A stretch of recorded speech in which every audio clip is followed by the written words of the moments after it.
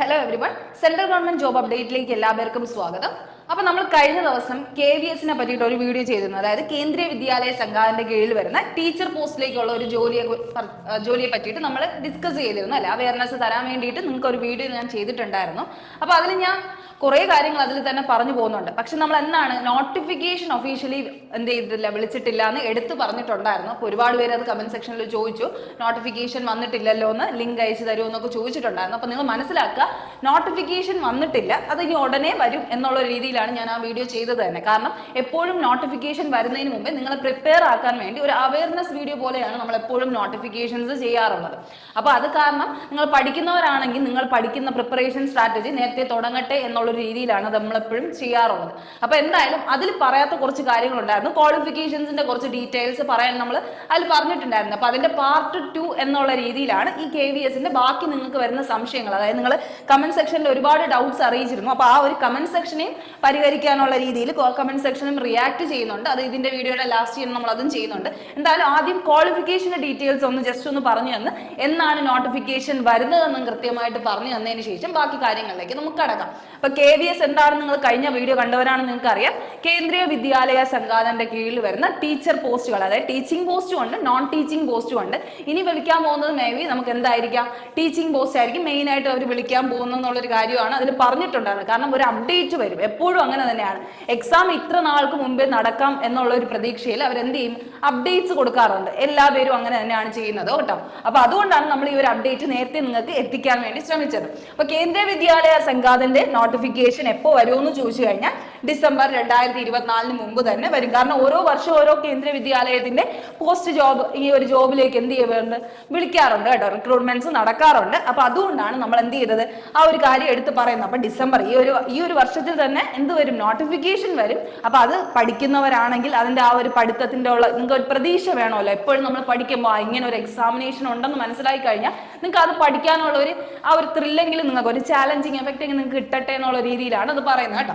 അപ്പൊ exam date വരുന്നത് നമ്മുടെ 2025 തന്നെയായിരിക്കും. അതായത് 2025 ഒരു ആപ്ലിക്കേഷൻ സ്റ്റാറ്റസ് ആയിട്ടായിരിക്കും അത് വരുന്നത്. അതായത് 2025 എന്റെ എക്സാമിനേഷൻ നടക്കാൻ പോകുന്നത്, ഓൺലൈൻ എക്സാമിനേഷൻ ആണല്ലോ. അപ്പൊ അതിന്റെ കാര്യമൊക്കെ നടക്കാൻ പോകുന്നത് നമുക്ക് എന്തായിരിക്കും, 2025 ആയിരിക്കും. അപ്പൊ ആ ഒരു കറക്റ്റ് ഡേറ്റിംഗ് നിങ്ങൾ മനസ്സിലാക്കുക. ഇനി വന്നിട്ട് നിങ്ങൾ നോട്ടിഫിക്കേഷൻ ലിങ്ക് ഒന്നും ചോദിക്കരുത്. ഉറപ്പായിട്ടും നോട്ടിഫിക്കേഷൻ വരുന്ന സമയത്ത് നമ്മൾ അത് അപ്ഡേറ്റ് ചെയ്യും, അത് നിങ്ങൾ മനസ്സിലാക്കുക. അപ്പൊ എന്തായാലും ഇതെന്താണ് ഇപ്പോഴത്തെ അപ്ഡേറ്റ് അനുസരിച്ച് ഈ ഒരു ടൈമിലേക്കായിരിക്കും ആ ഒരു എക്സാം വരുന്നത്. ഡിസംബറിന് മുമ്പ് തന്നെ ആ നോട്ടിഫിക്കേഷൻ ക്ലിയർ ആൻഡ് എവിഡന്റ് ആയിട്ട് അവരെന്ത് ചെയ്യും, പറയുക തന്നെ ചെയ്യും. പിന്നെ ക്വാളിഫിക്കേഷൻ നമ്മൾ എടുത്തു പറയുന്നത് ഇനി ഏതിന്റെയൊക്കെയാണ് നിങ്ങൾ ചോദിച്ച കുറെ കാര്യങ്ങളുടെ കാര്യം തന്നെയാണ് പറയുന്നത്. ഫസ്റ്റ് നമുക്ക് വിളിക്കുന്ന പോസ്റ്റ് ഏതാണ്, ടീച്ചിങ്ങില് PGT പോസ്റ്റ് ആണ്. PGT എന്ന് പറഞ്ഞാൽ പോസ്റ്റ് ഗ്രാജുവേറ്റ് ടീച്ചർ എന്ന് പറഞ്ഞ പോസ്റ്റിലേക്കാണ്. അതിന് വേണ്ടതായ ക്വാളിഫിക്കേഷൻ ആണ് കൊടുത്തിരിക്കുന്നത് കേട്ടോ. അതിന് വേണ്ടതായ ക്വാളിഫിക്കേഷൻ എന്തായിട്ട് കൃത്യമായിട്ട് മനസ്സിലാക്കുക. അപ്പൊ മാസ്റ്റേഴ്സ് ഡിഗ്രി പോസ്റ്റ് ഗ്രാജുവേറ്റ് ആയതുകൊണ്ട് തന്നെ നമുക്ക് എന്താണ് PG ക്വാളിഫിക്കേഷൻ ആണ് വേണ്ടത്. PG ക്വാളിഫിക്കേഷൻ നിങ്ങൾക്ക് അറിയാം, മാസ്റ്റേഴ്സ് ഡിഗ്രി ഉണ്ടായിരിക്കണം from A recognised university with 50% മാർക്കിൽ കൂടുതൽ നിങ്ങൾക്ക് എന്തായിരിക്കണം, ഉണ്ടായിരിക്കണം. വിത്ത് അറ്റ്ലീസ്റ്റ് എന്താണ് 50% മാർക്കെങ്കിലും നിങ്ങൾക്ക് മാസ്റ്റേഴ്സ് ഡിഗ്രി കഴിഞ്ഞവർക്ക് കയ്യിലുണ്ടായിരിക്കണം. അപ്പം ഈ PG ഗ്രാജുവേറ്റ്സ് എന്ന് പറയുമ്പോൾ തന്നെ നിങ്ങൾക്ക് പഠിപ്പിക്കാൻ കിട്ടുന്നത് ഹയർ സെക്കൻഡറി സ്കൂളിലെ കുട്ടികളെ തന്നെയായിരിക്കും പഠിപ്പിക്കാൻ കിട്ടുന്നത് കേട്ടോ. കേന്ദ്രീയ വിദ്യാലയത്തിന്റെ കീഴിൽ വരുന്ന നമ്മുടെ എന്താണ് ഹയർ സെക്കൻഡറി കീഴിലായിരിക്കും നിങ്ങൾക്ക് എന്ത് ചെയ്യുന്നത്, ജോലി വരുന്നത്. അതിന്റെ ഒപ്പം തന്നെ എന്തും വേണം, നിങ്ങൾക്ക് BEd വേണം. നിങ്ങൾക്ക് അറിയാലോ, BEd പഠിക്കുന്നവർക്കും എന്ത് ചെയ്യും, BEd എടുത്തവർക്ക്, അതായത് ഇപ്പൊ മാസ്റ്റേഴ്സ് ഡിഗ്രി വിത്ത് BEd ഉള്ളവർക്ക് മാത്രമേ ഇതിന് എന്ത് ചെയ്യാൻ പറ്റത്തുള്ളൂ, അപ്ലൈ ചെയ്യാൻ പറ്റത്തുള്ളൂ. ഇക്വലന്റ് അല്ലെങ്കിൽ എന്താണ് equivalent degree from recognised university എന്ന് പറഞ്ഞു. BEdന് തുല്യമായ ഇക്വലന്റ് ഡിഗ്രി എന്ന് പറയാൻ ബാച്ചിലർ ഇൻ എഡ്യൂക്കേഷൻ എന്ന് പറയണം.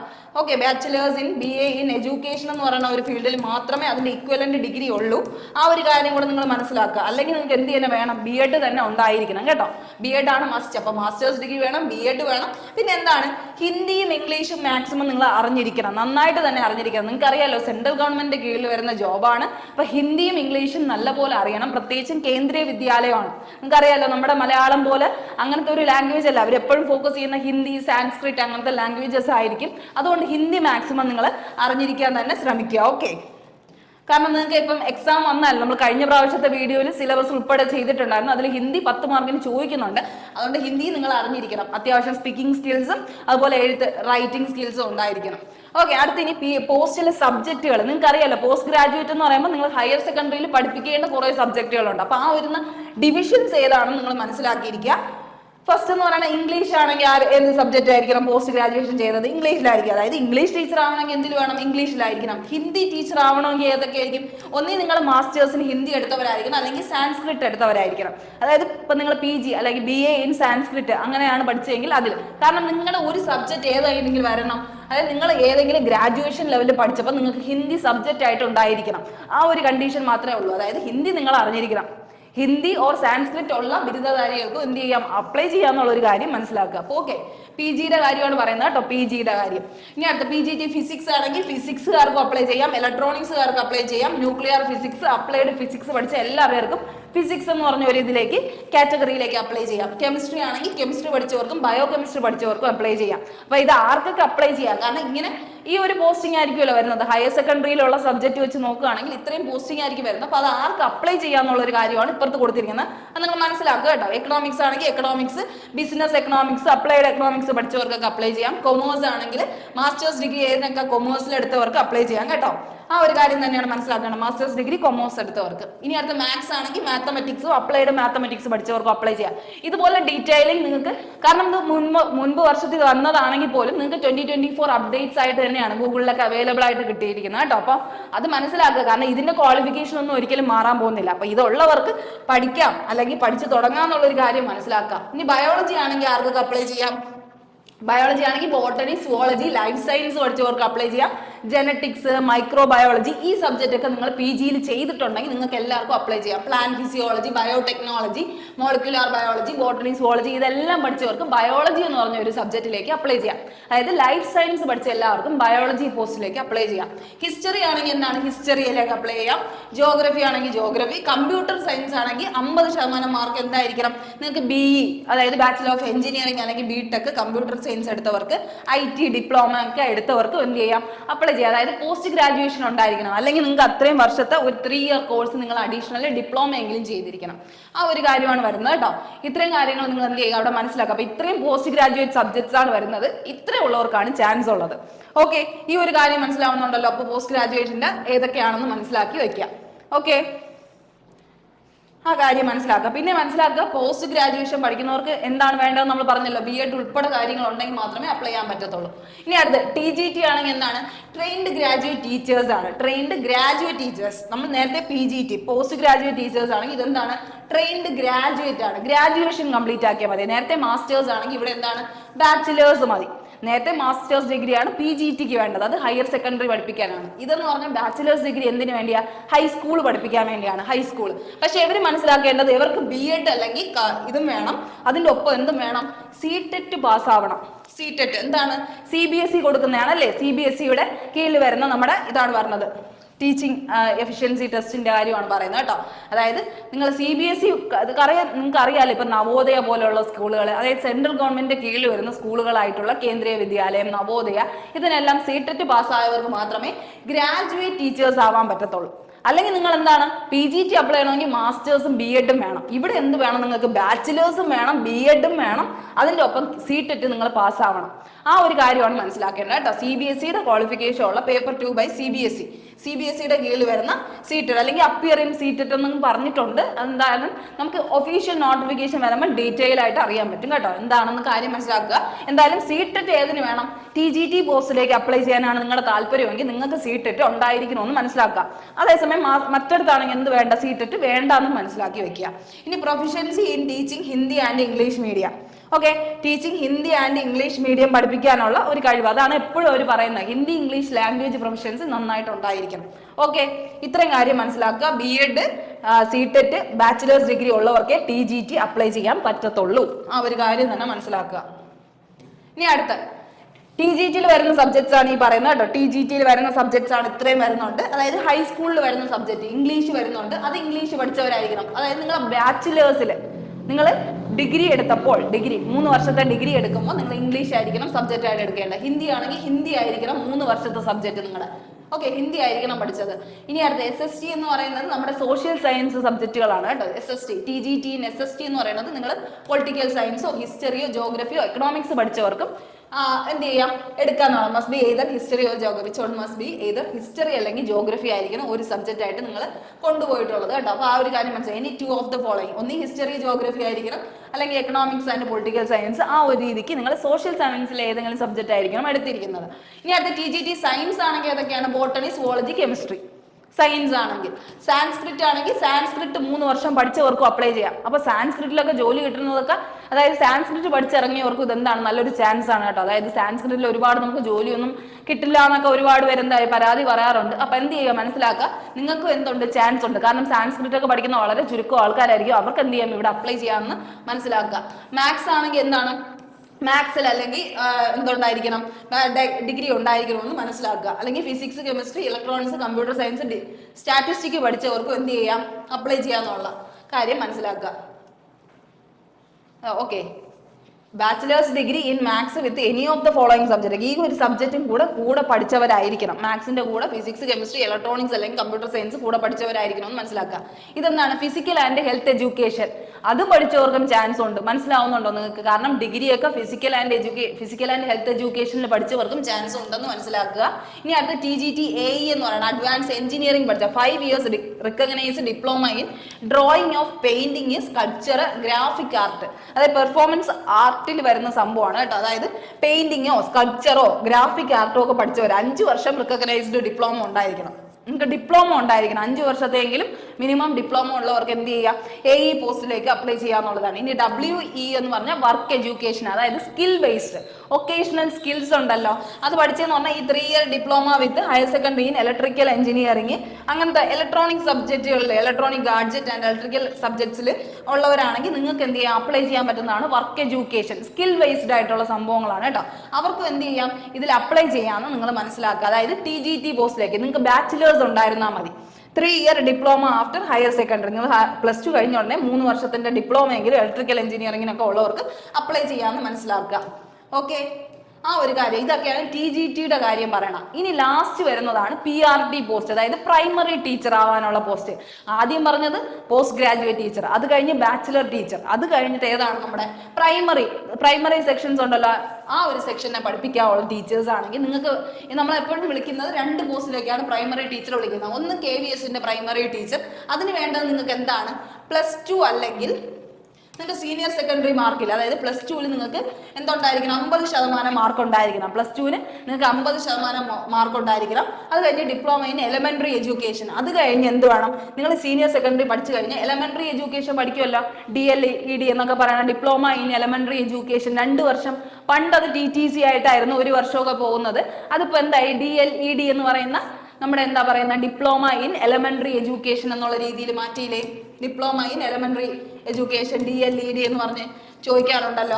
അത് പഠിച്ചിട്ടുള്ളവർക്കും കൂടെ എന്ത് ചെയ്യാം, എസെൻഷ്യൽ ആണ്. ഏതിന്, പ്രൈമറി ടീച്ചറിന്. അപ്പൊ നിങ്ങൾ കമന്റ് സെക്ഷനിൽ ഒരുപാട് പേര് അങ്ങനെയൊക്കെ ചോദിച്ചിട്ടുണ്ട്. എന്തായാലും നമുക്ക് റിയാക്ട് ചെയ്യാം. ഇപ്പൊ മനസ്സിലാക്കുക, PRT പോസ്റ്റിനാണ് എന്ത് വേണ്ടത്, നിങ്ങൾക്ക് എലമെന്ററി എഡ്യൂക്കേഷൻ പഠിച്ചവരായിരിക്കണം എന്ന് എടുത്ത് പറഞ്ഞിട്ടുള്ളത് കേട്ടോ. ആ ഒരു കാര്യം ശ്രദ്ധിക്കുക. അല്ലെങ്കിൽ എന്ത് വേണം, നിങ്ങൾക്ക് സീനിയർ സെക്കൻഡറി കഴിഞ്ഞിട്ട് എല്ലാത്തിലും 50% മാർക്ക് പറയുന്നുണ്ട്. പിന്നെ എന്താണ്, 4 വർഷത്തെ ബാച്ചിലർ ഓഫ് എലമെന്ററി എഡ്യൂക്കേഷൻ ഉള്ളവർക്കും അപ്ലൈ ചെയ്യാന്നുള്ള രീതിയിലാണ് പറയണം. ബാച്ചിലർ ഇൻ എലമെന്ററി എഡ്യൂക്കേഷൻ, ഇത് ഡിപ്ലോമ ഇൻ എലമെന്ററി എഡ്യൂക്കേഷൻ 4 വർഷമാണെങ്കിൽ അത് ബാച്ചിലർ ഇൻ എലമെന്ററി എഡ്യൂക്കേഷൻ ആയിട്ട് മാറ്റും. അത് പഠിച്ചവർക്കും അപ്ലൈ ചെയ്യാം. ഇനി അടുത്ത് എന്താ പറയുന്നത്, അല്ലെങ്കിൽ എന്താണ് 2 വർഷം പറയുന്നുണ്ട്. പിന്നെ എലിജിബിലിറ്റി കണ്ടക്ട് ബൈ, അതല്ലെങ്കിൽ CTET പാസ്സായവർക്കും ഇവിടെ അപ്ലൈ ചെയ്യാമെന്ന് പറയുന്നുണ്ട്. സീനിയർ സെക്കൻഡറി പ്ലസ് CTET പാസ്സായവർക്കും എന്ത് ചെയ്യാം, അപ്ലൈ ചെയ്യാം. ഏതിന്, പ്രൈമറി ടീച്ചറിന് മാത്രം.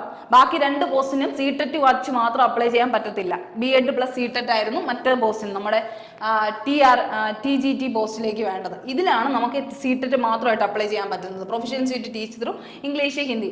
മെയിൻ ആയിട്ട് എല്ലാത്തിലും അവർ പറയുന്നത് ഇംഗ്ലീഷും ഹിന്ദി അറിഞ്ഞിരിക്കണം. പിന്നെ ഓരോന്നിനും ഓരോ ക്വാളിഫിക്കേഷൻ. CTET എപ്പോഴും എഴുതുന്ന ആരാണ്ടോ, നമ്മൾ +2 കഴിഞ്ഞ് നിൽക്കുന്നവർ CTET എഴുതി കഴിഞ്ഞാൽ, അതായത് നിങ്ങൾക്ക് എന്ത് വേണം, diploma in elementary education TTC പോലെ DLED എടുത്തിട്ട് നിങ്ങൾ എന്ത് ചെയ്യുക, ഈ ഒരു CTET കൂടെ പാസ്സായി കഴിഞ്ഞാൽ നിങ്ങൾക്ക് എന്ത് ചെയ്യാം, ഓട്ടോമാറ്റിക്കലി ഇതിനു വേണ്ടി അപ്ലൈ ചെയ്യാം.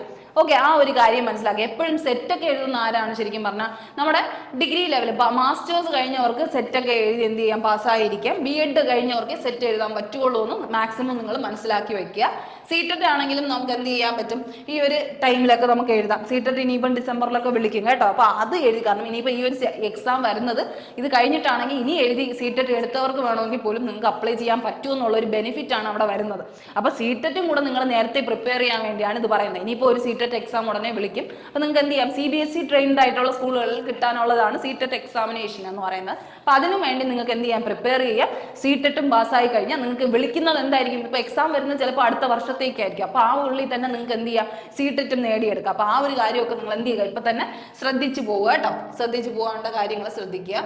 അപ്പൊ ഇത്രയും ക്വാളിഫിക്കേഷൻസ് ആണ് വേണമെന്ന് കുറച്ചും കൂടെ നന്നായിട്ട് എന്ത് ചെയ്യുക, നിങ്ങൾ തന്നെ ഡീറ്റെയിൽ ആയിട്ട് വായിച്ച് മനസ്സിലാക്കാൻ ശ്രമിക്കുക കേട്ടോ. നിങ്ങൾ തന്നെ ഡീറ്റെയിൽ ആയിട്ട് വായിച്ച് മനസ്സിലാക്കാൻ ശ്രമിക്കുക. ഓക്കെ ഓക്കെ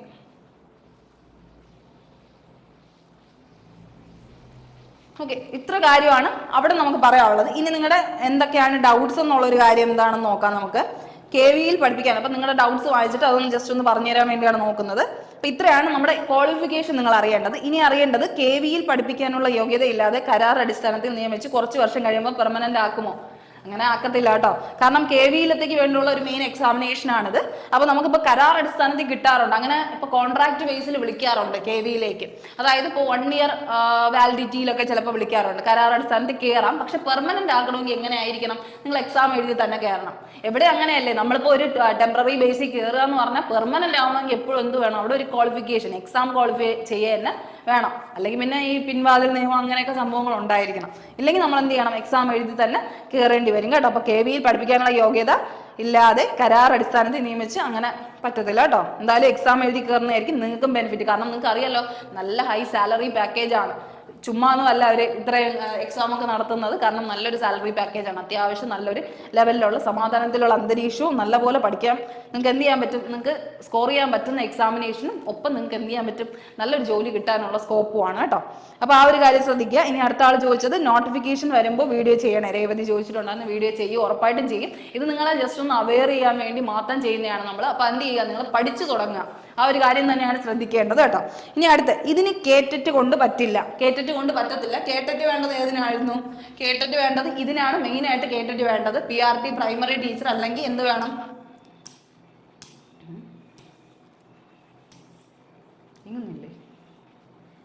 ഓക്കെ, അല്ലെങ്കിൽ എന്ത് വേണം, നമ്മുടെ TGT പോസ്റ്റിലേക്ക് എന്ത് ചെയ്യണം, വേണം കേട്ടോ. TGT ആയിരിക്കണം വേണ്ടത്. ഓക്കെ, TGTയിൽ സീറ്ററ്റ് വേണം. കേട്ടറ്റ് കൊണ്ട് മാത്രം പറ്റില്ലേ, കേട്ടറ്റ് ആണല്ലേ.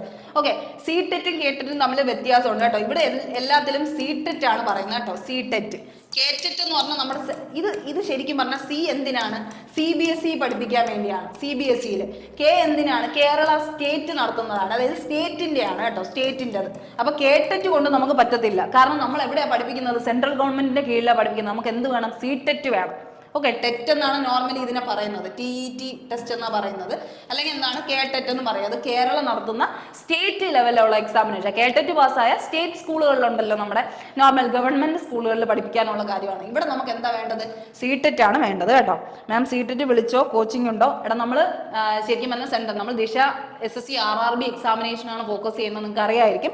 ദിശയെ അറിയുന്നവരാണെങ്കിൽ നിങ്ങൾ മനസ്സിലാക്കുക, നമ്മൾ ഫോക്കസ് ചെയ്യുന്നത് SSC RRB എക്സാമിനേഷൻ ആണ്. പിന്നെ നോട്ടിഫിക്കേഷൻ വരുമ്പോൾ നിങ്ങൾ അവെയർ ചെയ്യാൻ വേണ്ടിയാണ് നമ്മളിങ്ങനെ ഒരു ചാനൽ തുടങ്ങിയിരിക്കുന്നത് തന്നെ. അപ്പോൾ നിങ്ങൾക്ക് മനസ്സിലാക്കുക, നമ്മൾ പ്രൊവൈഡ് ചെയ്യുന്നില്ല. അപ്പോൾ നിങ്ങൾ ടെലികോളിങ്ങിൽ ഒരുപാട് പേര് വിളിച്ച് കൺഫേം ചെയ്ത് ചോദിച്ചിരുന്നു ഇത്. കാരണം നമുക്ക് ഇതിൻ്റെ ഡീറ്റെയിൽസ് വലുതായിട്ട് അറിയത്തില്ല. നിങ്ങൾ ഒരു നോട്ടിഫിക്കേഷൻ വരുമ്പോൾ അറിയിക്കുക, അതിൻ്റെ ഡീറ്റെയിൽസ് പറയുക, അത്രേ ഉള്ളൂ. അപ്പോൾ അവർക്കൊന്നും ഒന്നും അറിയത്തില്ല. അപ്പോൾ അത് മനസ്സിലാക്കുക നിങ്ങൾ. നമ്മൾ ഇതിൻ്റെ കോച്ചിങ്ങോ ഒന്നും പ്രൊവൈഡ് ചെയ്യുന്നില്ല കേട്ടോ. ആ ഒരു കാര്യം ശ്രദ്ധിക്കുക. ഇനി അടുത്ത്, EWSന് ആപ്ലിക്കേഷൻ ഫീ ഇളവുണ്ടോ? EWS നമ്മൾ ഫീ സ്ട്രക്ചറിങ് പറഞ്ഞു എന്ന് തോന്നുന്നു. നിങ്ങൾ മനസ്സിലാക്കുക, ജനറലും OBCക്കും, ജനറൽ പ്ലസ് OBCക്ക് 1500 ഫീസ് വരുന്നത്. 1500. അത് കഴിഞ്ഞ് SC ST EWSന് എന്താണ്, ഒരു പൈസ ഇല്ല കേട്ടോ. 0 ആണ്, 0. ആ ഒരു കാര്യം ശ്രദ്ധിക്കുക കേട്ടോ. 0 ആണ്, 0.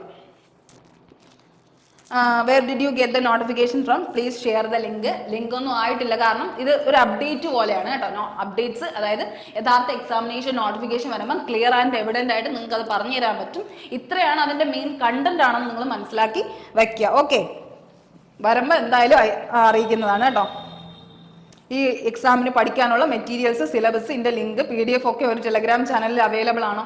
ഞങ്ങൾ ഇതിന്റെ ലിങ്ക് ഇതൊന്നും നമ്മൾ പ്രൊവൈഡ് ചെയ്യാറില്ല. നമ്മുടെ SSC RRB ആണ് ഫോക്കസ് കേട്ടോ. ഇനി അഥവാ ഇതിന്റെ ഒഫീഷ്യൽ നോട്ടിഫിക്കേഷൻ വരുന്നെങ്കിൽ ഇതിന്റെ ലിങ്ക് നമ്മൾ ഇതിന്റെ കൂടെ തന്നെ പ്രൊവൈഡ് ചെയ്യും കേട്ടോ. ഈ വീഡിയോസ് ഒക്കെ വരുന്നതിന്റെ കൂടെ തന്നെ പ്രൊവൈഡ് ചെയ്യും. ഓക്കെ, ഇനി അടുത്ത് സീറ്ററ്റ് ഇൻ ഇംഗ്ലീഷ് എന്നില്ലല്ലോ, ഉണ്ടോ? സീറ്ററ്റ് നോർമലി സോഷ്യൽ സയൻസിലല്ലേ? അങ്ങനെയല്ലടാ, നമ്മൾ സീറ്ററ്റ് എന്ന് പറഞ്ഞാൽ CBSE ലെവലുള്ള എല്ലാ എക്സാമിനേഷനും, അതായത് എല്ലാ സബ്ജക്ട് പഠിച്ചവർക്കും അപ്ലൈ ചെയ്യാന്നുള്ള ഒരു കാര്യം തന്നെയാണ് കേട്ടോ മനസ്സിലാക്കേണ്ട. സീറ്ററ്റ് ഹ്യൂമാനിറ്റീസ് എന്നുള്ള ഒരു ടൈറ്റിൽ അല്ല. സീറ്ററ്റ് എല്ലാവർക്കും ക്വാളിഫൈ ആവാം. CBSE-ലുള്ള ഇപ്പൊ CBSE ലെവലിലുള്ള എക്സാമിനേഷൻ ആണെന്ന് മനസ്സിലാക്കുക. എല്ലാ സബ്ജക്ട് പഠിച്ചവർക്കും സീറ്ററ്റ് പാസ്സാക്കി എടുക്കാന്നുള്ള ഒരു കാര്യം ശ്രദ്ധിക്കുക. സെറ്റ് ക്വാളിഫൈഡ് ആണ്, സീറ്ററ്റ് വേണോ അപ്ലൈ ചെയ്യാൻ? സെറ്റ് ക്വാളിഫൈഡ് ആണെങ്കിൽ നിങ്ങൾക്ക് എന്ത് ചെയ്യാം? നിങ്ങൾ BEd എടുത്ത് കാണുമല്ലോ, അങ്ങനെയാണെങ്കിൽ നിങ്ങൾക്ക് PGT-ലേക്ക് അപ്ലൈ ചെയ്യാമല്ലോ, പോസ്റ്റ് ഗ്രാജുവേറ്റ് ടീച്ചറിലേക്ക് അപ്ലൈ ചെയ്യാം. സീറ്ററ്റ് വേണോ അപ്ലൈ ചെയ്യാനെന്ന് ചോദിച്ചു കഴിഞ്ഞാൽ ഫസ്റ്റ് നമ്മുടെ ആദ്യത്തെ പോസ്റ്റിലേക്ക് നമുക്കത് വേണ്ടല്ലോ. PGT പോസ്റ്റിലേക്ക് സീറ്ററ്റിന്റെ ആവശ്യമില്ല കേട്ടോ. മൂവ് ആവുന്നില്ല, എന്താണെന്ന് എനിക്കറിയില്ല. ഓക്കെ, ആദ്യത്തേന് സീറ്ററ്റിന്റെ ആവശ്യമില്ല. അതായത് പോസ്റ്റ് ഗ്രാജുവേറ്റ് ടീച്ചറിന് സീറ്ററ്റിന്റെ ആവശ്യം അവർ പറയുന്നില്ല കേട്ടോ. പോസ്റ്റ് ഗ്രാജുവേറ്റ് ടീച്ചേഴ്സിന് നിങ്ങൾക്ക് മാസ്റ്റേഴ്സ്, നിങ്ങൾ മാസ്റ്റേഴ്സ് എടുത്തിരിക്കണം. അതിൻ്റെ ഒപ്പം എന്ത് മതി? മാസ്റ്റേഴ്സും BEd ഉള്ളവർക്ക് സീറ്ററ്റിന്റെ ആവശ്യം അവിടെ വരുന്നില്ല. ആ ഒരു കാര്യം ശ്രദ്ധിക്കുക. NVS notification വന്നായിരുന്നോ? നവോദയ സ്കൂളിന്റെ നോട്ടിഫിക്കേഷൻ വന്നായിരുന്നോ എന്ന് ചോദിച്ചു കഴിഞ്ഞാൽ അത് കഴിഞ്ഞു. നോട്ടിഫിക്കേഷൻ വന്ന് കഴിഞ്ഞിട്ടുണ്ടായിരുന്നു, അത് മുന്നേ വിളിച്ചതാണ്. ഇതുപോലെ ഇനി അടുത്ത ടൈം അതും വിളിക്കുമ്പോൾ അതിന്റെ നോട്ടിഫിക്കേഷൻ നമ്മൾ ഷെയർ ചെയ്യുന്നതായിരിക്കും കേട്ടോ. ലാസ്റ്റ് ഇയർ ആണ്, അപ്ലൈ ചെയ്യാൻ പറ്റുമോ? Only last semester exam. എടാ, നമുക്ക് ഇതിന്റെ ഒഫീഷ്യൽ നോട്ടിഫിക്കേഷൻ വരുന്ന സമയത്ത് നിങ്ങളുടെ കയ്യിൽ ഡിഗ്രിയുടെ, അതായത് നിങ്ങളുടെ ഇപ്പം എന്താണോ നിങ്ങൾക്ക് ക്വാളിഫിക്കേഷൻ വേണ്ടത്, ഇതിൽ ഏത് ക്വാളിഫിക്കേഷൻ ആയാലും നിങ്ങൾ ലാസ്റ്റ് സെം ആണെങ്കിലും നമുക്ക് കുഴപ്പമില്ല. പക്ഷെ എക്സാം ആവുന്ന ടൈമിൽ, അതായത് നിങ്ങൾ എക്സാമിലേക്ക് എൻ്റർ ചെയ്യുന്ന ടൈമിലേക്ക് നിങ്ങൾക്ക് റിക്കഗ്നൈസ് യൂണിവേഴ്സിറ്റി കയ്യിൽ തന്നെ എന്തുണ്ടായിരിക്കണം? ഡിഗ്രി ഉണ്ടായിരിക്കണം. എന്തിൻ്റെ ആയാലും, BEd ആയാലും സീറ്ററ്റ് ആയാലും ഇതിൻ്റെയൊക്കെ സർട്ടിഫിക്കറ്റ് ഒറിജിനലി നിങ്ങളുടെ കയ്യിൽ ഉണ്ടായിരിക്കണം. നിങ്ങളിപ്പോൾ ലാസ്റ്റ് സെമ്മിൽ അപ്പിയർ ആവണമെന്നൊന്നും പറഞ്ഞിട്ട് നമുക്ക് എന്ത് ചെയ്യാൻ പറ്റില്ല, അവിടെ ഒന്നും ചെയ്യാൻ പറ്റില്ല കേട്ടോ. ആ ഒരു കാര്യം ശ്രദ്ധിക്കുക കേട്ടോ. വിമൺ ഇതുപോലും അറിയാതെയാണ് നിന്ന് പ്രസംഗിക്കണം. ഞാൻ ഇംഗ്ലീഷ് ക്ലാസ് അല്ലല്ലോ എടുക്കുന്നത്, നോർമൽ കോൺവെർസേഷൻ അല്ലേ. നോർമൽ കോൺവെർസേഷൻ പറയുമ്പോൾ ഇടയ്ക്കൊക്കെ തെറ്റ് പറ്റാം. ഓക്കെ, അപ്പൊ എനിക്കിത് അറിയാത്തത് കൊണ്ടല്ല, അറിയാണ്ട് പറയുമ്പോൾ ഗേൾസ്, വിമൻസ് അങ്ങനെ അറിയാണ്ട് പറഞ്ഞു പോയതാണ്. എന്തായാലും ക്ഷമിക്കുക, എനിക്ക് അത്രേ പറയുള്ളൂ. കാരണം ഇവർ ഞാൻ ക്ലാസ് അല്ലല്ലോ എടുക്കുന്നത്. ഞാനിപ്പോൾ നോട്ടിഫിക്കേഷൻ ചെയ്യുമ്പോൾ നമ്മളിപ്പോൾ ഒരു കണ്ടന്റ് ചെയ്യാന്ന് പറയുമ്പോൾ അത് ലൈവായിട്ട്, ഇപ്പം നിങ്ങളടുത്ത് ഇപ്പം ലൈവായിട്ടാണ് പറയുന്നത്. ഇതിൻ്റെ ഇടയ്ക്ക് കട്ടിങ്ങോ അല്ലെങ്കിൽ ഒരു എഡിറ്റിങ്ങോ ചെയ്തിട്ടല്ല നമ്മൾ നോട്ടിഫിക്കേഷനൊക്കെ അപ്ഡേറ്റ് ചെയ്യുന്നത്. ഓക്കെ, മനസ്സിലാവുന്നുണ്ടായിരിക്കും. അപ്പോൾ തെറ്റുകൾ പറ്റാം, മനുഷ്യരല്ലേ, ആ ഒരു കാര്യം മനസ്സിലാക്കുക കേട്ടോ. അപ്പോൾ ആ തിരുത്താണ്ട് നിങ്ങളൊക്കെ സ്വയമേ നന്നായിട്ട് പഠിച്ച് വളരുക. ഓക്കെ, ഇനി അടുത്ത KG ടീച്ചേഴ്സ് വരുമ്പോൾ പറയാം കേട്ടോ. KG ടീച്ചേഴ്സിൻ്റെ നോട്ടിഫിക്കേഷൻ വരുമ്പോൾ എന്ത് നോട്ടിഫിക്കേഷൻ വന്നാലും നമ്മൾ അപ്ഡേറ്റ് ചെയ്യുന്നുണ്ട് കേട്ടോ. ഇനി അടുത്ത പെർഫോമിംഗ് ആർട്സ് കോഴ്സ് ചെയ്തവർക്കുള്ള ജോബ് ഉണ്ടോ? ഇതിൽ പെർഫോമിംഗ് ആർട്സ് ആയിട്ട് പറയാൻ വേണ്ടിയായിട്ട് ഏത് മാത്രമേ ഉണ്ടായിരുന്നുള്ളൂ? ഡാൻസിങ്, അങ്ങനെ മ്യൂസിക്കിന്റെ കാര്യം ഉണ്ട് കേട്ടോ. മ്യൂസിക്കും കൂടെ ഉണ്ട്. 2 കോഴ്സസ് നമ്മൾ പറയാറുണ്ട്. മ്യൂസിക്കും കൂടെ ഇതിന്റെ കൂടെ പ്രൊവൈഡ് ചെയ്യാറുണ്ട് കേട്ടോ. അതായത് ഇപ്പൊ പ്രൈമറി ടീച്ചറിന്റെ കാര്യം നമ്മൾ പറഞ്ഞില്ലേ, പ്രൈമറി ടീച്ചറിന്റെ ഒപ്പം KVS പ്രൈമറി ടീച്ചറും ഉണ്ട്, ഒരു നോട്ടിഫിക്കേഷൻ കൂടെ ഉണ്ട്. ഓ, ഇത് വരാത്തതാണല്ലേ, ലോഡാവാത്തതാണ്, അതാണ് ഞാൻ നോക്കിയത്. ഓക്കെ, PRT പ്രൈമറി ടീച്ചറിന്റെ ഒപ്പം KVS പ്രൈമറി ടീച്ചർ മ്യൂസിക്കും കൂടെ വിളിക്കും കേട്ടോ. പെർഫോമിംഗ് ആർട്സിൽ വരുന്നതാണ് മ്യൂസിക്കും കൂടെ. അതായത് നിങ്ങൾക്ക് മ്യൂസിക് പഠിച്ച മ്യൂസിക് ടീച്ചറായിട്ട് ഇവിടെ അപ്ലൈ ചെയ്യാം. നിങ്ങൾക്ക് KVS പ്രൈമറി ടീച്ചറിൽ അപ്ലൈ ചെയ്യാം. അവിടെ എന്ത് മതി? നിങ്ങൾക്ക് സീനിയർ സെക്കൻഡറി സർവേ, അതായത് നിങ്ങളുടെ +2 നിങ്ങൾ 50% മാർക്കോടെ വിജയിക്കണം. അത് കഴിഞ്ഞ് ഡിഗ്രി ഇൻ മ്യൂസിക് അല്ലെങ്കിൽ ഇക്വലന്റ് ബാച്ചിലേഴ്സും ഉണ്ടായിരിക്കണം. ബാച്ചിലർ ഡിഗ്രി ഇൻ മ്യൂസിക് ഉണ്ടായിരിക്കണം കേട്ടോ. മ്യൂസിക്കിൽ ഡിഗ്രി ഉണ്ടായിരിക്കണം. ഇനി അടുത്ത് competence to teach through English or Hindi medium, desirable knowledge of computer application, computer ഉപയോഗിക്കാൻ അറിഞ്ഞിരിക്കണം. അതുപോലെ തന്നെ ഇംഗ്ലീഷ് ഹിന്ദി ലാംഗ്വേജ് അറിഞ്ഞിരിക്കണം. ഇവിടെ നിങ്ങൾക്ക് വേണ്ടത് എന്താ? മ്യൂസിക് ആണ്. നിങ്ങളുടെ പെർഫോമിംഗ് ആർട്സിൽ വരുന്ന സബ്ജക്റ്റ് അല്ലേ അത്? ഓക്കെ, പെർഫോമിംഗ് ആർട്സിൽ വരണയാണെങ്കിൽ നിങ്ങൾക്ക് +2 50% മാർക്കും ഉണ്ടായിരിക്കണം. ഡിഗ്രി നിങ്ങൾ ബാച്ചിലേഴ്സ് ഡിഗ്രി എന്തിലും എടുത്തിരിക്കണം? മ്യൂസിക്കിലും എടുത്തിരിക്കണം. ഓക്കെ, ആ ഒരു കാര്യം ശ്രദ്ധിക്കുക. അങ്ങനെയുള്ളവർക്ക് എന്ത് ചെയ്യാം? പ്രൈമറി ടീച്ചറിന് വേണ്ടി അപേക്ഷിക്കാം. അവിടെ നിങ്ങൾക്ക് സീറ്ററ്റിന്റെ കാര്യമൊന്നും അവരെന്ത് ചെയ്യുന്നില്ല, പറയുന്നില്ല. അപ്പൊ നിങ്ങൾക്ക് എന്ത് ചെയ്യാം? ധൈര്യമായിട്ട് അപ്ലൈ ചെയ്യാം കേട്ടോ. ആ ഒരു കാര്യം ശ്രദ്ധിക്കുക. ഇനി നമ്മൾ ചെയ്തിരുന്നു ലൈബ്രറിയന്റെ പോസ്റ്റും കൂടെ ചെയ്തിരുന്നു കേട്ടോ. അപ്പോൾ application must have a bachelors degree. എന്താണ് ലൈബ്രറിയൻ പോസ്റ്റിലേക്ക് അപ്ലൈ ചെയ്യുക? അതെന്ന് വെച്ചാൽ നോൺ ടീച്ചിങ് പോസ്റ്റ് ആണ്, അത് മനസ്സിലാക്കുക. Bachelors degree in library science, നിങ്ങൾക്ക് ലൈബ്രറി സയൻസിൽ ബാച്ചിലേഴ്സ് ഡിഗ്രി ഉണ്ടായിരിക്കണം. Graduate degree with 1 year diploma in library science from a നിങ്ങൾക്ക് അല്ലെങ്കിൽ ഓർ എ ഗ്രാജുവേറ്റ് ഡിഗ്രി, ഏതെങ്കിലും ഒരു graduate degree with 1 year diploma in library science ആയാലും മതി. ഒന്നി 3 വർഷത്തെ ബാച്ചിലേഴ്സ് ലൈബ്രറി സയൻസിൽ ബാച്ചിലേഴ്സ് ഉണ്ടായിരിക്കണം, അല്ലെങ്കിൽ എന്തായിരിക്കണം അവിടെ നമുക്ക് library science from a recognised 1 year diploma ഉണ്ടായിരുന്നാലും മതി. ഏതെങ്കിലും ഒരു ഡിഗ്രി എടുത്തിട്ട് നിങ്ങൾ 1 ഇയർ ഒരു ലൈബ്രറി കോഴ്സും കൂടെ പഠിച്ചിട്ടുണ്ടെങ്കിൽ നിങ്ങൾക്ക് എന്ത് ചെയ്യാം, ലൈബ്രറിയൻ പോസ്റ്റിലേക്ക് അപ്ലൈ ചെയ്യാം. പിന്നെ എന്താണ്, working knowledge of Hindi and ഞാൻ പറഞ്ഞല്ലോ ഹിന്ദി ഇംഗ്ലീഷും അറിഞ്ഞിരിക്കണം, മസ്റ്റ് ആണ്. നോളജ് ഓഫ് കമ്പ്യൂട്ടർ ആപ്ലിക്കേഷനും ഡിസൈറബിൾ ആണ് കേട്ടോ. കമ്പ്യൂട്ടർ ആപ്ലിക്കേഷന്റെ കാര്യവും നിങ്ങൾ അറിഞ്ഞിരിക്കണം. ഇതിന്റെ ഏജ് ലിമിറ്റും ഉണ്ട്. ഇപ്പം ഒരുപാട് പേര് കമന്റ് സെക്ഷനിൽ ചോദിച്ചിട്ടുണ്ട്, വേറെ ചോദിച്ചത് MPhil ഉള്ളവർക്ക് PG ടീച്ചർ അപ്ലൈ ചെയ്യാൻ പറ്റുമോ? ഇല്ലടാ, അവരെന്താണോ നമ്മുടെ ഡിഗ്രി എന്താ പൊസിഷനിങ് ആണോ പറയുന്നത്, B.Ed ആണെങ്കിൽ B.Ed, MPhil ഒന്നും പഠിച്ചവർക്ക് അപ്ലൈ ചെയ്യാൻ പറ്റില്ല. നിങ്ങൾക്ക് അറിയാലോ മാസ്റ്റേഴ്സ് തന്നെയാണ്, മാസ്റ്റേഴ്സിന് തുല്യമാണ്. പക്ഷെ B.Ed ഉണ്ടെങ്കിൽ നിങ്ങൾക്ക് അപ്ലൈ ചെയ്യാം. MPhil ഉള്ളവരാണെങ്കിൽ പോലും B.Ed കൂടെ അവർക്ക് ഉണ്ടെങ്കിൽ PG ടീച്ചർ ആവാൻ അപ്ലൈ ചെയ്യാം. അത് മാത്രമേ പറയാൻ പറ്റത്തുള്ളൂ. കാരണം MPhil ഒരു പ്രത്യേക കാറ്റഗറി ആയിട്ട് അവരെടുത്ത് പറയുന്നില്ല. അവർ പറയുന്നത് B.Ed പോസ്റ്റ് ഗ്രാജുവേഷനും അതിൻ്റെ ഒപ്പം തന്നെ നിങ്ങൾക്ക് ഇംഗ്ലീഷിൽ ആ ഒരു ഇംഗ്ലീഷ് ഹിന്ദി നോളജ് ഇത്രയാണ് അവർ പറയുന്നത് കേട്ടോ. അപ്പോൾ ആ ഒരു കാര്യം ശ്രദ്ധിക്കുക. MPhil ഉള്ളവർക്ക് മാത്രം അപ്ലൈ ചെയ്യാൻ പറ്റത്തില്ല, B.Ed വേണം. B.Ed വരാത്തവർക്ക് അപ്ലൈ ചെയ്യാൻ പറ്റുമോ? ഇല്ല, പറ്റത്തില്ല. കാരണം നമ്മുടെ കയ്യിൽ സർട്ടിഫിക്കറ്റ് ഉണ്ടായിരിക്കണം. ഇപ്പൊ എക്സാം വരുന്നത് ചിലപ്പോൾ അടുത്ത വർഷത്തേക്കായിരിക്കും. അതിൻ്റെ ഉള്ളിൽ നിങ്ങൾക്ക് കിട്ടിക്കഴിഞ്ഞാൽ നിങ്ങൾക്ക് അപ്ലൈ ചെയ്യാൻ പറ്റുമെന്ന് മനസ്സിലാക്കുക. CTET കമ്പൽസറി ആണോ, KTET മതിയോ? KTET അല്ല വേണ്ടത്, നമുക്ക് CTET ആണ് വേണ്ടത്. കാരണം സെൻട്രൽ ഗവൺമെന്റ് ജോലി ആയതുകൊണ്ട് കേട്ടോ. നെറ്റ് ക്ലിയർഡ് PGT അപ്ലൈ ചെയ്യാൻ പറ്റുമോ? നെറ്റ് ക്ലിയർ ആയാൽ പോലും B.Ed ഉണ്ടെങ്കിൽ നിങ്ങൾക്ക് പറ്റും. B.Ed മസ്റ്റ് ആണ് കേട്ടോ. അതിൽ B.Ed മസ്റ്റ്. ഇപ്പം നിങ്ങൾക്ക് അറിയാമല്ലോ, ടീച്ചേഴ്സ് പഠിക്കുമ്പോൾ B.Edന്റെ കാര്യം അവർ മാൻഡേറ്ററി ആയിട്ട് പറയണതാണ് കേട്ടോ. അതൊന്ന് ശ്രദ്ധിക്കണം. ക്വാളിഫിക്കേഷൻ ഒക്കെ നമ്മൾ പറഞ്ഞു പോകുന്നുണ്ട് ഇതിൽ തന്നെ. DLED + CTET അപ്ലൈ ചെയ്യാൻ പറ്റുമോ? DLED എന്ന് പറയുന്നത് ഡിപ്ലോമ ഇൻ എലമെന്ററി എഡ്യൂക്കേഷനും CTET ഉള്ളവർക്കാണെങ്കിൽ ട്രെയിൻഡ് ഗ്രാജുവേറ്റ് ടീച്ചേഴ്സും അല്ലെങ്കിൽ മറ്റും നമ്മുടെ TGT പ്രൈമറി ടീച്ചർ പോസ്റ്റിലേക്കും അപ്ലൈ ചെയ്യാൻ പറ്റും കേട്ടോ. ആ ഒരു കാര്യം ശ്രദ്ധിക്കുക. ഇനി ഏജ് ലിമിറ്റ് നോക്കിക്കോ. പോസ്റ്റ് ഗ്രാജുവേറ്റ് ടീച്ചറിന് 40 വയസ്സ് വരെ അപ്ലൈ ചെയ്യാം. പോസ്റ്റ് ഗ്രാജുവേഷൻ 40 വയസ്സ് വരെ, ട്രെയിൻഡ് TGT ആണെങ്കിൽ 35 വയസ്സ്, പ്രൈമറി ടീച്ചർ ആണെങ്കിൽ 30 വയസ്സ്, ലൈബ്രറിയൻ ആണെങ്കിൽ 35 വയസ്സ്. ഏജ് റിലാക്സേഷൻ ഒന്നും പ്രത്യേകിച്ച് പറയുന്നില്ലടാ. ഏജ് റിലാക്സേഷൻ ഒരുപാട് പേര് ചോദിച്ചിട്ടുണ്ടായിരുന്നു. ഏജ് റിലാക്സേഷൻ ഇല്ല. ഇതാണ് ലാസ്റ്റ് ഏജ് ലിമിറ്റ്, ഇത്രയാണ് പറയുന്നത്. 40 വയസ്സ് വരെ, 35, 30, 35 വയസ്സ് വരെ, ഇങ്ങനെ ഒരു ലിമിറ്റാണ് പറയുന്നത്. Normal general SC ST OBC ഒക്കെ പണ്ടൊക്കെ ഇത് കൊടുത്തിട്ടുണ്ട്. പക്ഷെ ഇപ്പൊ എന്തായാലും കാണുന്നില്ല, അങ്ങനെ ഒരു റിലാക്സേഷൻ വരുന്നില്ല. ഇനി ഒഫീഷ്യൽ നോട്ടിഫിക്കേഷൻ വന്നാലേ അറിയാവൂ. പിന്നെ ഡിസബിലിറ്റി ഉള്ളവർക്കൊക്കെ 2 വർഷത്തിന്റെ ഇളവ് കൊടുക്കാറുണ്ട്. അല്ലാണ്ട് വേറെ ആർക്കും എടുത്ത് പറയുന്നില്ല. മിലിറ്ററി സർവീസിലുള്ളവർക്കൊക്കെ 5 വർഷം അങ്ങനെയൊക്കെ പറയുന്നുണ്ട്. പക്ഷെ നോർമൽ കാറ്റഗറൈസേഷനിൽ എന്തില്ല, നമ്മുടെ ഇത് കൊടുക്കുന്നില്ല. ഇവർ ഏജ് ലിമിറ്റ് പ്രത്യേകം എടുത്ത് പറയുന്നില്ല കേട്ടോ. അപ്പൊ ആ ഒരു കാര്യം നിങ്ങൾ ശ്രദ്ധിക്കുക. ഇത്ര തന്നെയാണ് ഇത് പറയാനുള്ളത്. ഇനി എന്താ വേറെ ഡൗട്ട്സ് നിങ്ങൾക്ക് വരാൻ? നോട്ടിഫിക്കേഷൻ വന്നിട്ടില്ല. 2020 വന്ന നോട്ടിഫിക്കേഷൻ വെച്ചിട്ടാണ് ഈ പറയുന്നത്. 2022 വന്ന നോട്ടിഫിക്കേഷൻ ആണെങ്കിലും കണ്ടന്റ്സ് ഒക്കെ സെയിം അല്ലേ. നമ്മൾ നോട്ടിഫിക്കേഷൻ ഉടനെ വരുമെന്നേ പറഞ്ഞിട്ടുള്ളൂ. നിങ്ങൾ വീഡിയോ മൊത്തം കാണാണ്ട് സംസാരിക്കുമ്പോൾ ഇങ്ങനെ വരുന്നത് കേട്ടോ. ഹിന്ദി സംസാരിക്കാൻ അറിഞ്ഞിരിക്കണോ? ഹിന്ദി സംസാരിക്കാൻ ഇപ്പം ആവശ്യത്തിന് നിങ്ങൾ അറിഞ്ഞിരിക്കണം. അത്യാവശ്യം അറിയണമെന്നല്ല, ആവശ്യത്തിന്. അതായത് നിങ്ങൾ ഒരു കേന്ദ്രീയ വിദ്യാലയം എന്ന് പറയുമ്പോൾ തന്നെ നിങ്ങൾക്ക് അറിയാം, ഹിന്ദി അവിടുത്തെ ഒരു ലാംഗ്വേജ് പോലെയാണ് കേട്ടോ. അതായത് നിങ്ങൾക്കറിയാം, വലിയ ഇപ്പം എന്താ പട്ടാളത്തിലൊക്കെ വർക്ക് ചെയ്തവരൊക്കെ മക്കളൊക്കെ ആയിരിക്കും പഠിക്കുന്നത്. അപ്പോൾ അവരെന്തായിരിക്കും കമ്മ്യൂണിക്കേറ്റ് ചെയ്യുന്നത്? നോർമലി ഹിന്ദിയിലായിരിക്കും യൂഷ്വലി കമ്മ്യൂണിക്കേറ്റ് ചെയ്യുന്നത്, കുറച്ച് പേരെങ്കിലും. അപ്പോൾ അവരുമായിട്ട് ആ ഒരു ഇത് ലിമിറ്റ് വെക്കാൻ വേണ്ടിയിട്ടാണ് നിങ്ങളടുത്ത് എന്ത് പറയുന്നത്, ഹിന്ദി അറിഞ്ഞിരിക്കണമെന്ന് പറയുന്നത് കേട്ടോ. ഈ അടുത്ത് വിളിക്കുമോ എന്ന് ചോദിച്ചു കഴിഞ്ഞാൽ ഈ അടുത്ത് വിളിക്കുമോ എന്നുള്ള കാര്യം നമ്മൾ ഡേറ്റ് ഒക്കെ പറഞ്ഞിട്ടുണ്ട്. ആ ഒരു കാര്യം മനസ്സിലാക്കുക കേട്ടോ. ഞാനൊരു OBC കാൻഡിഡേറ്റ് ആണ്. എനിക്ക് 37 വയസ്സുണ്ട്. എനിക്ക് TGT അപ്ലൈ ചെയ്യാൻ പറ്റുമോ? TGT അപ്ലൈ ചെയ്യണമെങ്കിൽ എത്ര? 35 വയസ്സ് വരെ പറ്റുള്ളൂ. നോർമലി ഏജ് ലിമിറ്റ് പറയുന്നില്ല. നോർമലി ഒരുപാട് അടുത്ത് ഞാൻ നോക്കി, പക്ഷെ എന്ത് ചെയ്യുന്നില്ല, ഏജ് ലിമിറ്റ് പറയുന്നില്ല. അപ്പോൾ അതൊന്ന് ശ്രദ്ധിക്കുക കേട്ടോ. നമുക്ക് ഒഫീഷ്യൽ നോട്ടിഫിക്കേഷൻ വരുമ്പോൾ നമുക്ക് നോക്കാം. Fluency in teaching and both Hindi and English must അല്ലേ? മസ്റ്റ് ആണ്. ഫ്ലുവൻസി പറയുന്നുണ്ട്, ഇംഗ്ലീഷിലും ഹിന്ദിയിലും കമ്മ്യൂണിക്കേറ്റ് ചെയ്യണമെന്ന് പറയുന്നുണ്ട്. കാരണം ഇവർ നിങ്ങൾക്ക് അറിയാമായിരിക്കുമല്ലോ, പ്രോസസ്സ് എക്സാം എഴുതുന്നു, ഒരു ഇന്റർവ്യൂ ഉണ്ട്, ഇന്റർവ്യൂ കഴിഞ്ഞിട്ട് ഒരു സ്കിൽ ടെസ്റ്റ് പോലെയാണ്. നിങ്ങൾ പഠിപ്പിക്കാനൊക്കെ പറയും. ചിലപ്പോൾ അവർ ഹിന്ദി വല്ലതും പഠിപ്പിക്കാൻ പറഞ്ഞാൽ എന്ത് ചെയ്യും? അതുകൊണ്ട് ഹിന്ദി അത്യാവശ്യം അറിയണം കേട്ടോ. കഥ മുഴുവൻ പറഞ്ഞിട്ടും ക്വാളിഫിക്കേഷൻ പറഞ്ഞില്ലല്ലോ. ക്വാളിഫിക്കേഷൻ ഒഫീഷ്യൽ നോട്ടിഫിക്കേഷൻ വരട്ടെ എന്നുള്ള രീതിയിലാണ് പറയാതിരുന്നത്. എന്തായാലും ഇപ്പം പറഞ്ഞിട്ടുണ്ടല്ലോ, രണ്ടാമത്തെ കഥയായിട്ടെങ്കിലും ഞാൻ പറഞ്ഞിട്ടുണ്ടല്ലോ. ഓക്കെ, വിമണിന് ഏജ് റിലാക്സേഷൻ ഉണ്ടായിരുന്നു, ഇപ്പോൾ ഇല്ല എന്നുള്ളൊരു കാര്യമാണ് നമുക്ക് അറിയാൻ പറ്റുന്നത് കേട്ടോ.